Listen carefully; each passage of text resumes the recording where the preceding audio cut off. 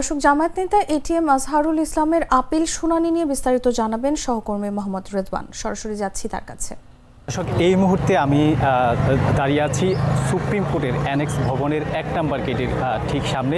আপনারা জানেন যে আজকে জামায়াত নেতা এটিএম আজহারুল ইসলামের আপিল শুনানির দিন ধার্য ছিল, অর্থাৎ মুক্তিযুদ্ধকালীন গণহত্যা ও মানবতা বিরোধী অপরাধের দায়ে মামলায় মৃত্যুদণ্ডের বিরুদ্ধে এটিএম আজহারুল ইসলামের আপিল শুনানির দিন ধার্য করা হয়েছিল আজকে।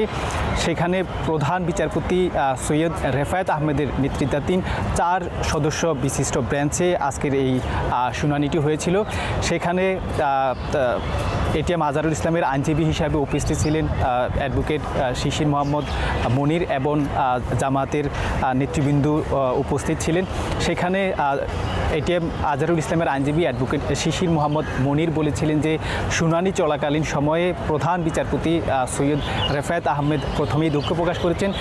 তিনি বলেছেন যে যেহেতু এটিএম আজহারুল ইসলামের মামলাটি অতি গুরুত্বপূর্ণ এবং জাতীয় একটি ইস্যু, সেজন্য এই মামলাটির আপিল শুনানি পূর্ণাঙ্গ ব্যাচে তারা করতে চান। সেজন্য আজকের দিনটি তারা আপিল শুনানি শেষ না করে তার জন্য নতুন দিন ধার্য করা হয়েছে। সেই দিনটি বলা হয়েছে যে আগামী মাসের 6 তারিখ জানিয়েছেন। দর্শক, এই ছিল আমার কাছে সুপ্রিম কোর্টের থেকে সর্বশেষ তথ্য।